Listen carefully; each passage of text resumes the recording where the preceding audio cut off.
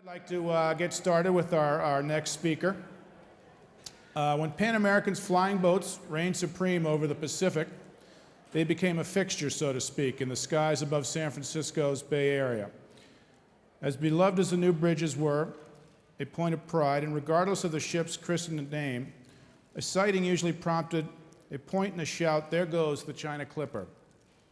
Fleeting in speed and duration of service, thankfully the flying boats were the subject of many photographers on all points of the compass where they ranged.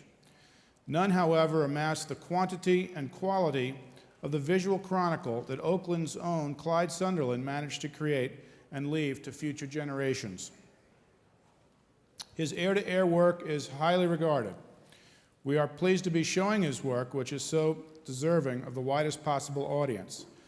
This current exhibition, which is also upstairs and on the walls behind me, a little bit difficult to see during this event, but I encourage you to take a look, was made possible through the generous cooperation of Pacific Aerial Surveys and the diligence and expertise of the man who takes on the responsibility of caring for this important collection, Dave Ruiz.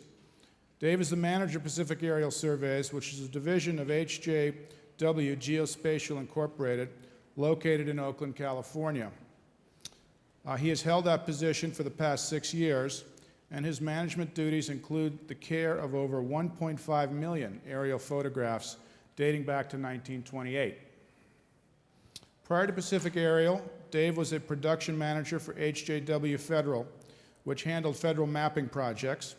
He was recruited by HJW GeoSpatial from the United States Army, where he was an imagery analyst specializing in North Korea and portions of the former Soviet Union. Dave is a recognized expert and invited guest lecturer for aerial photo interpretation. And I'm very happy to present now to discuss Clyde Sunderland and the art of aerial photography, David Ruiz.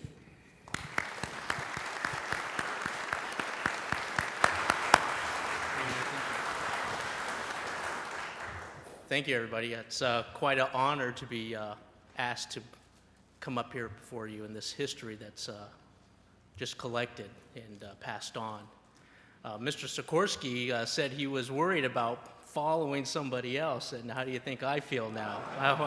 That gentleman is really good. So, as the manager of Pacific Aerial Surveys, I think the most difficult part of it is when you're invited to a function like this, and you have to go through those 1.5 million images, and you have to decide which ones are good enough to show.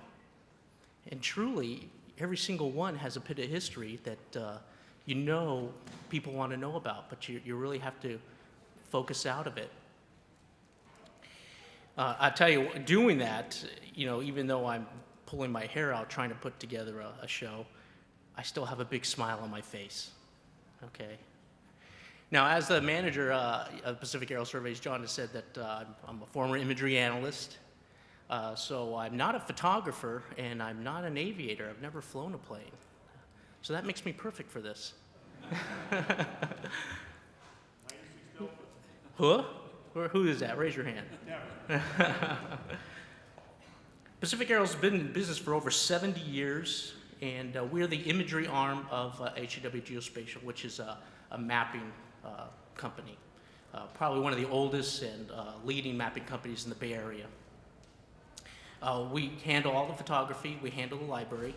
It's primarily used for environmental groups, lawyers, real estate, and historians.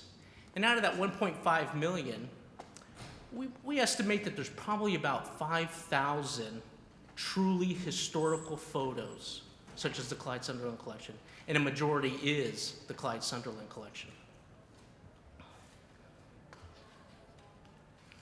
Does this man look dapper?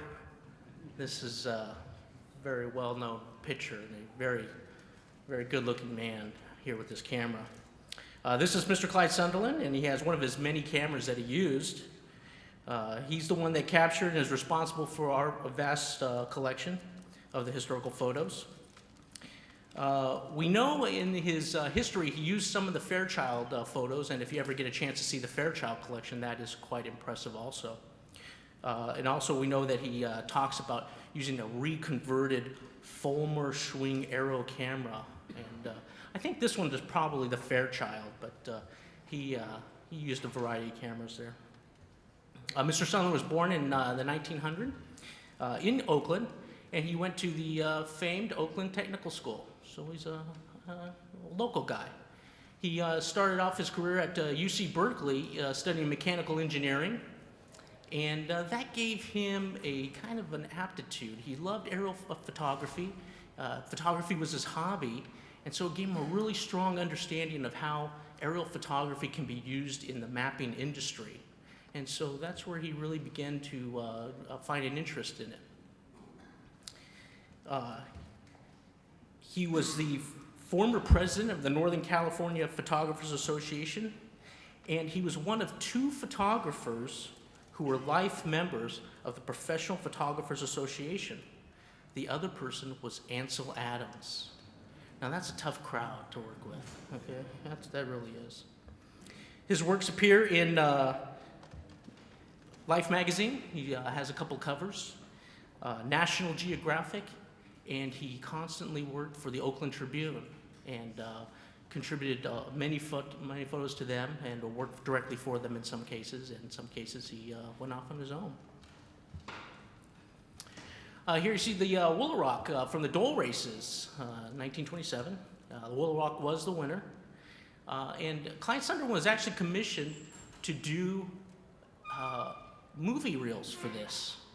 So he actually took a dive into motion pictures. Now this was before the talkies, and he did some newsreel stuff.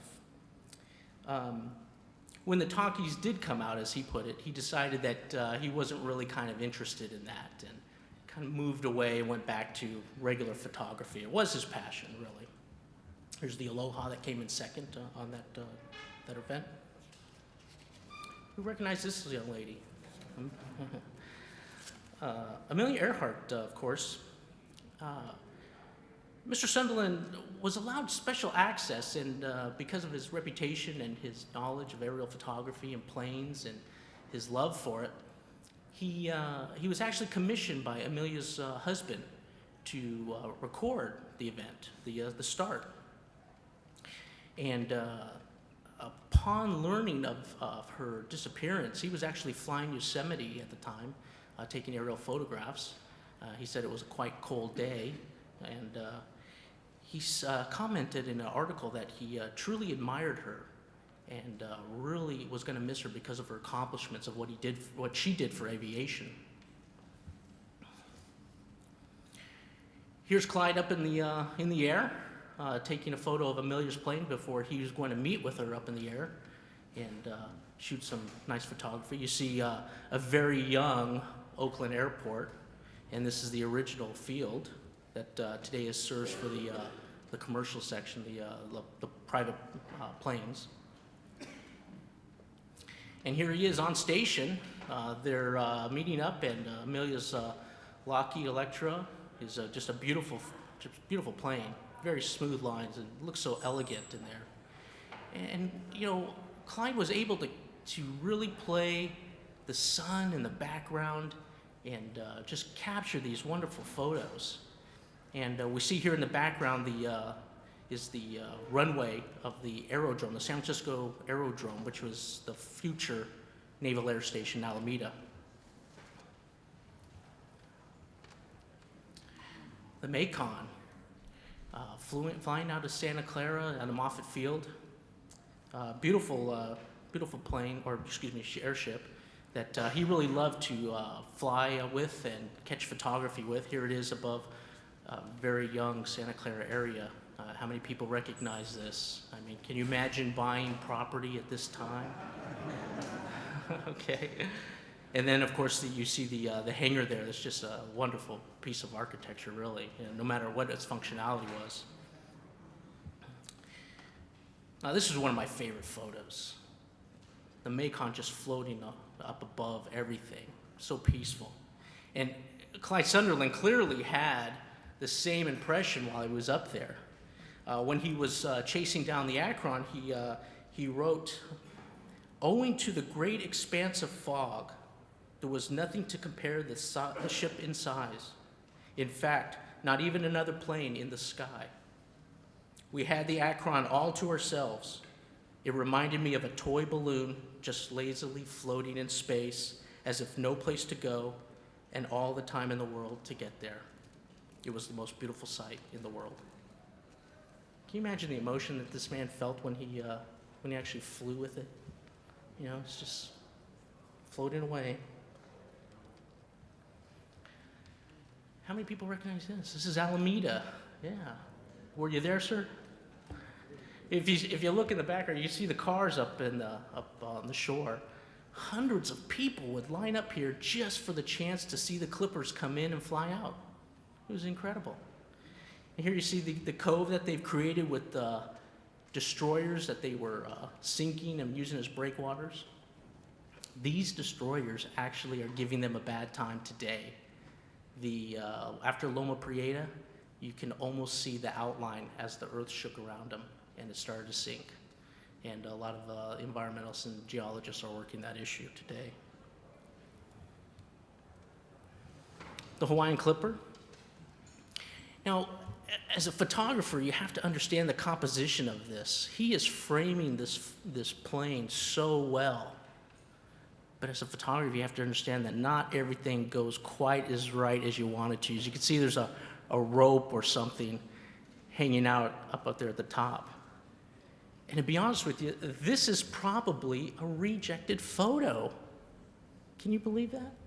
Look how beautiful that is. It scales out the photography. It shows this magnificent plane. And here you have this little mistake up here on the top. And today we consider it a historical piece of evidence, something that we'll all cherish. Just a magnificent print, really.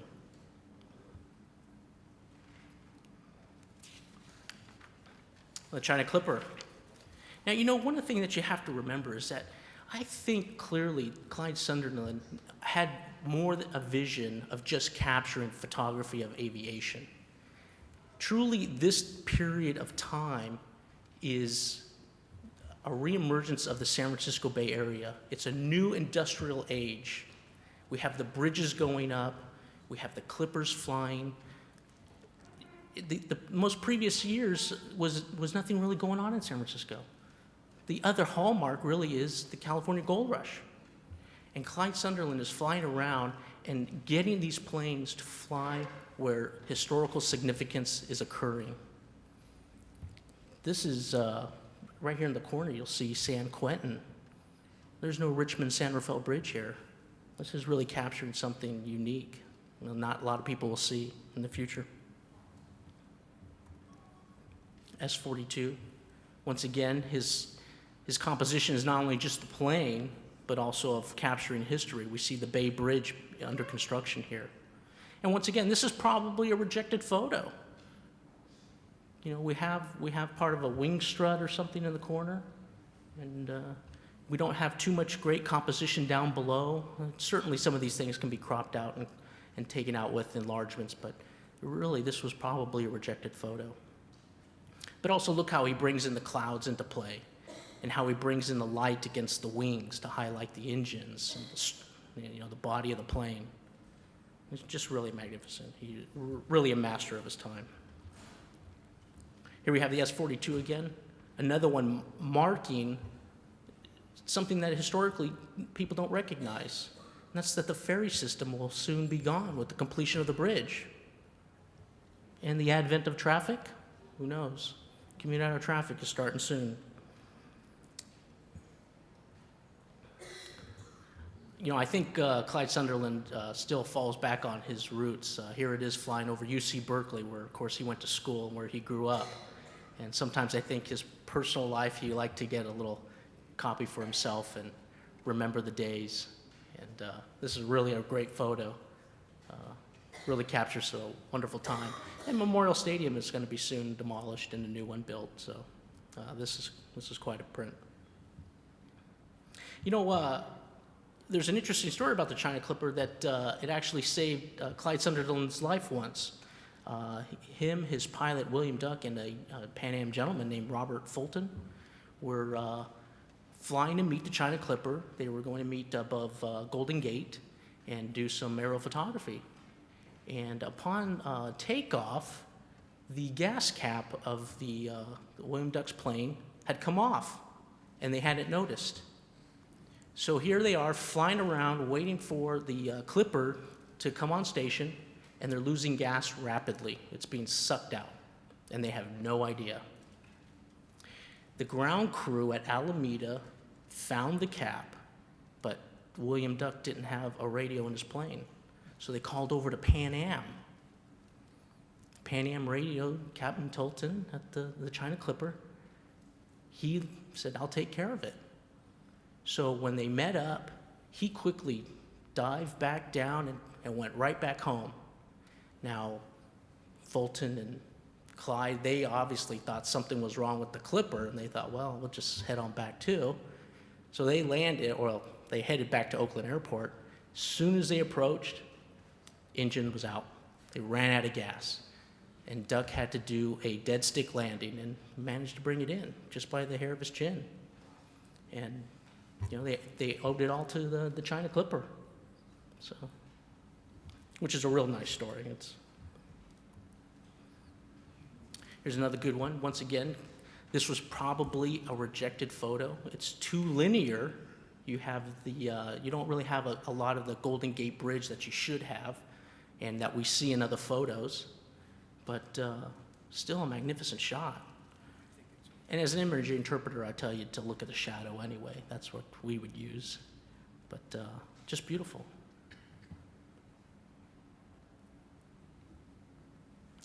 So the start of Clipper Cove is here.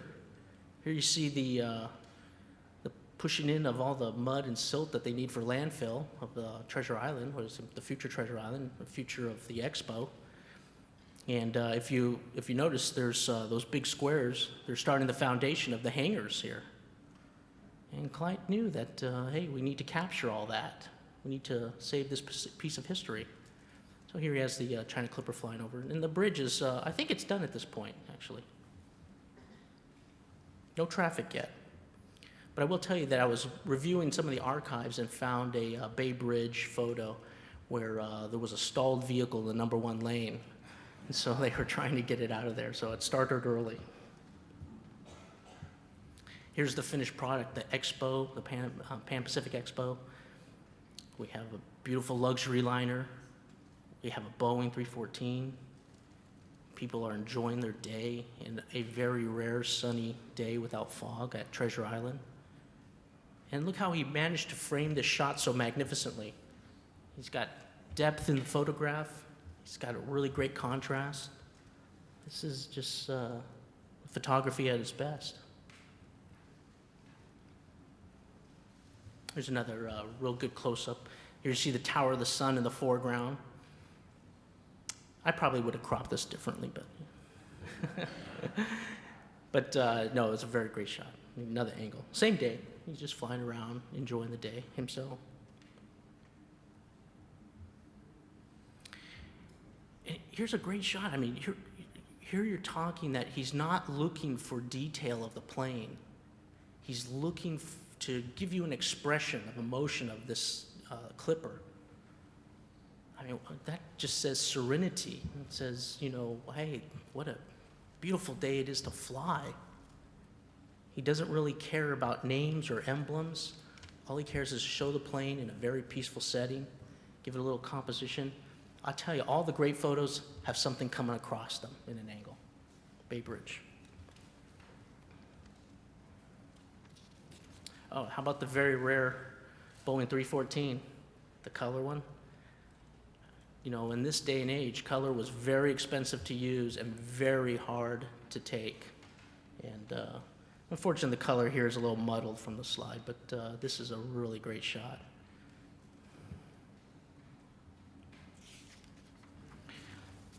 Now, this is a close-up of one of the Boeings here. And the reason I put the close-up to you is because I want to show you the quality, the detail associated with his photography. Now, imagine you're flying along next to another 747. Do you think you can get a picture like this? No.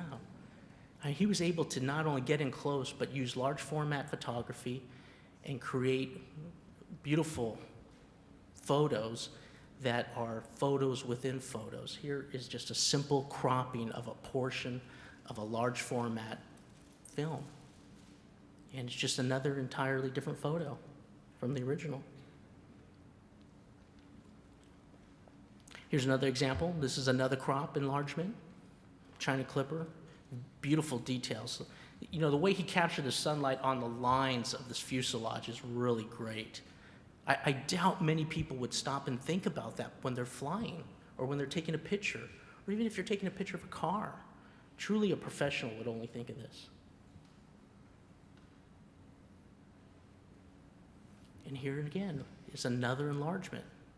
Once again, the details hold to themselves with this quality of imagery. Just incredible. Now, I tell you, Pacific Aerial Surveys has come a long way since they've owned the Sunderland collection. There was a time where it kind of languished. It just kind of sat in an unprotected room and didn't get much attention. Now, we're moving away from that. We want to preserve this historical collection. You know, we are a business and we are in there to make money, but this is different with the Clyde Sunderlands. We have taken an incredible amount of steps to preserve the negatives here.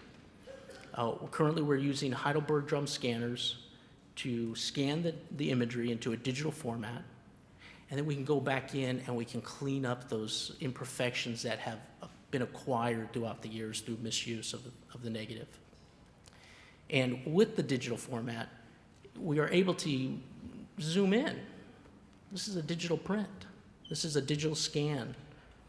So we're able to zoom in arbitrarily, and we allow historians and private collectors to come in, look at the photography in a variety of ways, and try to understand what that era was about, how these planes flew, to notice details that maybe nobody noticed before.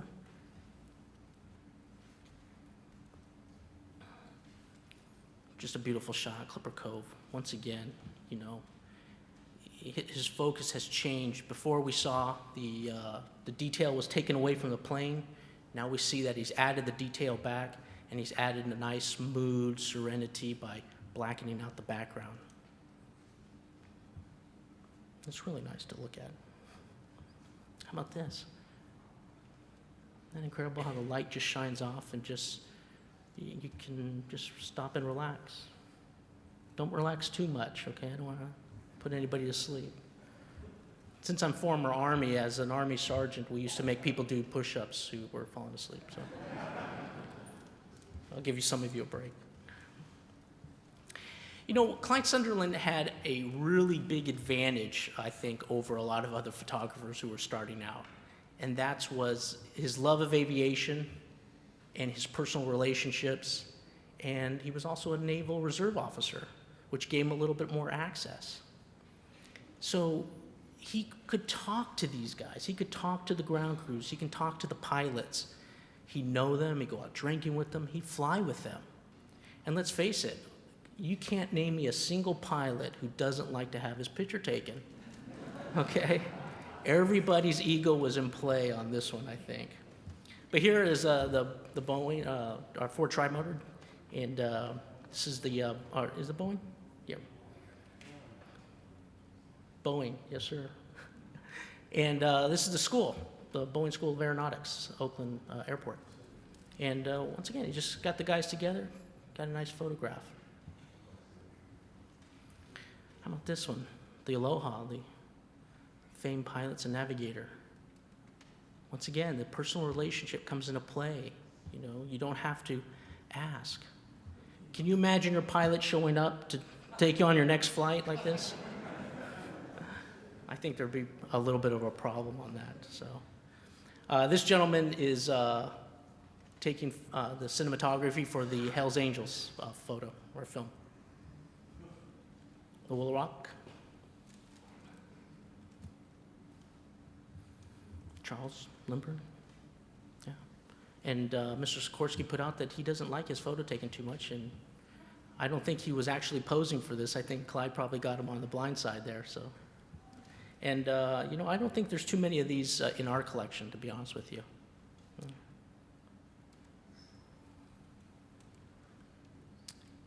This gentleman is Harry Perry, and he was a cinematographer also, and this was the Hell's Angels shoot. And I don't think he cared too much for other people by the logo on the side of the plane. So, but great film.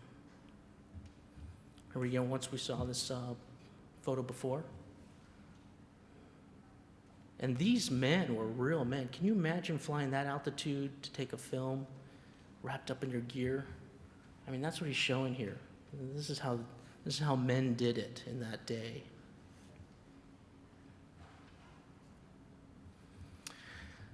The Oakland airport paid me $10 to do this at San Francisco. The Oakland airport, of course, was Clyde Sunderland's home, and the Oakland airport has the distinguished historical hallmark to be the first airport to have its own hotel. This building still exists today. I think Clyde Sunderland had to pay some bills every once in a while, so he had to take some jobs he probably wouldn't normally want to. And this probably got him a little bit more access to with the Oakland officials, but here you see he shot some simple photos and created a brochure for them.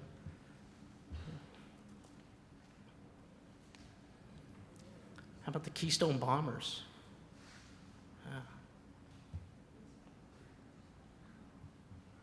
Once again, another close-up. This is another cropping enlargement of the digital photography. And the detail is incredible. You know, part of our collection is the 7th Fleet when it made a visit here in 1933, 35. And he flew over so low over the Saratoga that I'm surprised they didn't shoot him down. But his photos are incredible. You can actually see the faces of sailors. You can see them laying on deck waiting their turn to go to shore leave. And, you know, you just bring out that emotion in the photography. He just did a wonderful job doing it. As a matter of fact, he got in trouble one time flying the Macon. And they don't exactly say what he did, but he took some photography of something going on. And as a naval officer, he recognized that he had something he wasn't supposed to. And he called them up and asked them about them. Well, rather than sending him a response over the phone, they drove down and picked up the film, and that was the last he saw of it.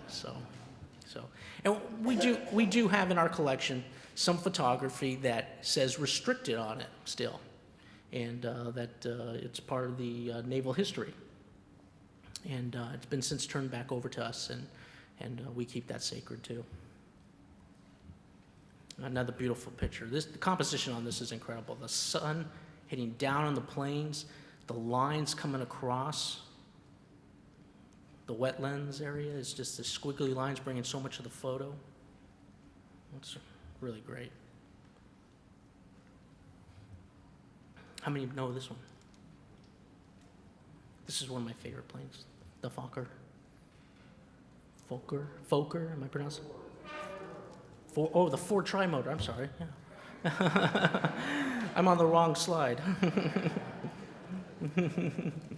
Yeah, this is Standard Oil's Ford Tri-Motor. Yeah, and this was a good one. I think he really liked this plane because he has a tremendous amount on this one. Yeah, there's the Western Express. Doesn't that look tough? The sloped front glass, that's incredible to me. PB-wise. And look at the Alameda background. Once again, you see that the Naval Air Station isn't quite up to snuff yet. You see the destroyers there. This is the Stearman N2S3. And Clyde Sunderland certainly did have a personal relationship with these pilots, as expressed through this photo. Isn't that incredible? You know, try to get 10 pilots to line up like that today. They have to have the emblem of the Thunderbirds or the Blue Angels. And we believe that this is over the San Joaquin Valley area, out towards Stockton, that type of area.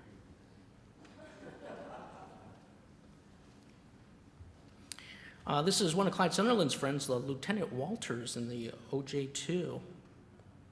And it's funny because just recently I met a customer who was doing some aerial photography, and he happened to mention that his family knew Clyde Sunderland and that he has approximately 15 negatives of his father flying with Clyde, and currently in negotiations to see if we can acquire that for the collection. So hopefully that'll be available sometime.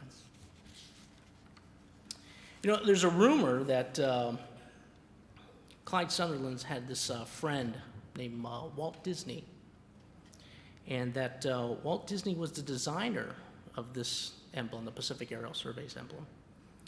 And the proof may be in the emblem itself. What it is a propeller, and that its center is signifying the camera. And then we have the release cord. Well, if anybody used to watch the old Walt Disney's Wonderful World of Disney, Tinkerbell comes flying out, and she makes that pattern. That's the letter D for Disney. Incredible, huh?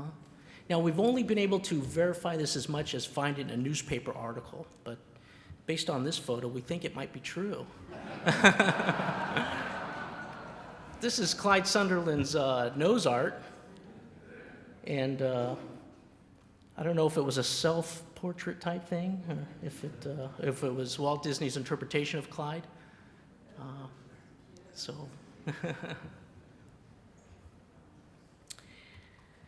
Ladies and gentlemen, Mr. Sunderland died in 1989, and we tried to locate his surviving family and just haven't been able to do it. And I bring this up for two reasons. One, that if somebody does know where the family is, we like to know about it. We like to talk with them, find out more about Clyde Sunderland, because there is very little information. And the second thing is that in this room alone, there is a huge amount of history. And I ask that you don't let it die off. You should bring your kids here. You should involve them as much as possible. You should be able to carry on not only Pan Am's legacy, but the history that we are involved in today. Now, I really have to say that I'm in awe of Mr. Sikorsky. I mean, the fact that he is carrying on this so well and brings passion to it is truly a mark of a great man. So I really admire you, sir. That was a great speech. But I ask every one of you, if you have the history of Pan Am, make sure it's taken care of and make sure it's passed on. And I'm open to questions at this time. Yes, sir. Earlier, you showed a picture, you suggested there might be a rope hanging on there. Actually, they had static discharge. Oh, very good. Which would help eliminate destruction never on the opposites or on the elevator or on surface. Okay, well, if anybody didn't hear it in the back, he was suggesting that in the photograph where I thought was a rope hanging out, maybe a static discharge, which is very, very good. I did not know that. And yeah, we'll make note of that, because that brings so much more to the photos. Yes, sir. About 25 years ago, 40 years ago, I flew for Kaiser Industries. And at the time I was driving by and I saw this big dustbin sitting down in pictures. I slammed on my brakes and drove over it. And I didn't know what I had. Mm-hmm. And all of a sudden I started looking at all these pictures. Well, I have a pile of them out here. I've mounted something. Oh, very good. The other side of it was, is the fellow saw me. Oh, come on with me. I'll take you back to the main room. You have these great big drawers out here today. I said, take it everything. Yeah. And I didn't know what I was getting into. Well, I believe me, if I was with you, I probably would have been dumpster diving too. But a lot of the prints themselves were made by Mr. Sunderland. And today we have probably about 100 prints that he had entered into various competitions and won awards for. And at least those are saved and being protected and restored. So we're happy about that. Yeah. But thank you for letting me know that, sir. I'd like to take a look at some of them if I could. Yeah. We'll exchange names. Yes, in the back. When you put together the photographs that you showed us in your talk, did you have access to the boxes of negatives at the Bancroft Library at the University of California? Yeah, you know, we have a very good understanding and relationship with the Bancroft Library. And I didn't approach them for this particular speech, and that was more of a time thing on my part than anything else. But the Bancroft Library, I believe, is just as interested in preserving Mr. Sunderland's collection as we are, and probably a little bit more so. And every year we host them to come out and look at our operation and hopefully work out some deals. Yeah, and you know, some of Clyde Sunderland's early photography of the wetlands is currently being used by the San Francisco Estuary Institute in order to study how they can restore the wetlands today. So that history is very, very important. Yes, sir. Do you do any aerial photos for the U.S. Geological Survey? Yeah, the question is, do we do work for the USGS? Of course we do. They have a lot of money. Yes, you know, the USGS mostly does orthorectified photography nowadays, which is digital geospatial photography. So we're constantly flying whole counties or whole sections that they're interested in. And, you know, that is, of course, their property, but it is sometimes available to the library also. And that's mostly, well, I shouldn't say mostly, all vertical photography, yeah, and all photogrammetric. It's all mathematical photography. And that's really the difference between, you know, the business today and yesterday. Mr. Sunderland's photography was an artistic value. He really wanted to capture emotion and expression. Today, we are in the business of mathematical photography. Everything is an exact. It is an estimation, or it has its accuracy level. Was there a question over here? Yes, sir. You have your own aircraft, so what? Yeah, we fly a 206, a Cessna 206, and we have a photogrammetric camera, and it mounts to the belly or to the side for vertical or oblique photography. We use a Z-top camera. It has a 6-inch focal length, for those of you that interested in that portion. And it is calibrated by the USGS every year, I believe. So distortions and imperfections are noted for mathematical reasons. Yeah. Yeah. Good camera too. A large format. The negative is 10 inches by 10 inches. Rolls of film usually come in 200 or 400 feet long. Yeah. And we shoot color infrared, and and black and white, of course, still. Yes, sir. Just curious, I work part-time on the Northfield at Oakland Airport. Has anybody ever done either a book or a magazine article about the history of Northfield? You know, I know that the Oakland Airport itself has done an extensive book about themselves. As to anybody else, I'm not aware of anything. No. But it'd be interesting to find out. His question was, has anybody done any work for, or has done a book about Northfield and its history? So no, I don't think so. Gordon, yes. Oakland Airport is one of my first loves. I was around collecting things too. There's never been a really good book written about Oakland Airport. Les Gordon wrote the book, The Glory Gamblers, about the doorways, and he did an updated version of that book. There's just so much, there's a lot of photography out there on the Oakland Airport. I have a lot. Yeah, And definitely. also, I got a lot from you guys. Oh yeah, there's definitely are a lot of photography of the Oakland Airport, and it's still being used today. With their expansion that's going on, they use it for environmental site studies that's required by law. So, yes, Gordon. I'm sorry? I was going to say, years ago, somebody at your organization told me that you, every so many years, you guys virtually photograph Northern California from the air on speculation. Yes, we try to photograph 2 counties every year in vertical stereo photography, usually black and white, mostly because color is a little bit more expensive. And you know, there's kind of a dry period in business where we had to kind of push that out. Our latest photography was done here in 2005 in color and is most of the Bay Area. But before that would have been 2002 in vertical black and white of Alameda and Contra Costa. And doing those two counties together in black and white in stereo overlapping photography was $40,000 out of our pocket. And we do that based on the thought that people need to come and see it for items such as environmental site studies, legal requirements, or whatever else. And truly, all that photography is being paid off by the older photography, by the Clyde Sunderland stuff, by our earlier 1930s photography. That's where it's coming into play. Yeah. Yes, sir. Have you tried contacting the DEA about selling your photos of the Redwood Coast? The DDA? Oh, DEA. Well, his question was that we tried contacting the DEA for their use. As funny as that sounds, yes, we have. If you think about it, color infrared photography is a lot of times used to show growth. The darker it is, that means it's getting water and it's getting help and nutrition.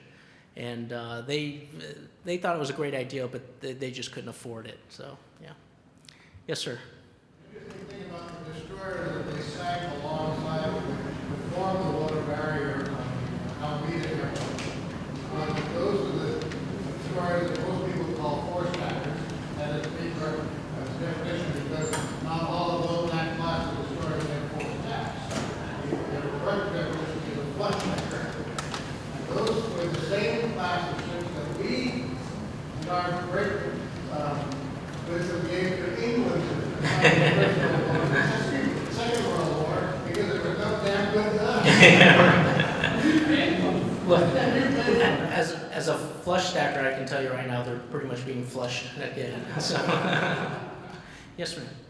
Is there anywhere we can go online to see the photos and some of the other photos? Yes, it's a little low, but pacificaerials.com. And we have maybe 50 photos on the website. And perhaps with a few sales, we can put 50 more. Okay. To do a scan, it costs us about $85 for a single scan of a negative. And then we have to put in the time to correct any imperfections and get it online. So it is an expensive endeavor, but that is our goal. Thank you, ladies and gentlemen. Oh, one more question. I was going to the color, like, are there any kinds of opposites collection available for purchase, like a book or a CD-ROM? Our collection? No, ours isn't readily available in terms of that. If you wanted a digital image, we would probably go through a process of finding out why, because they're so valuable to us.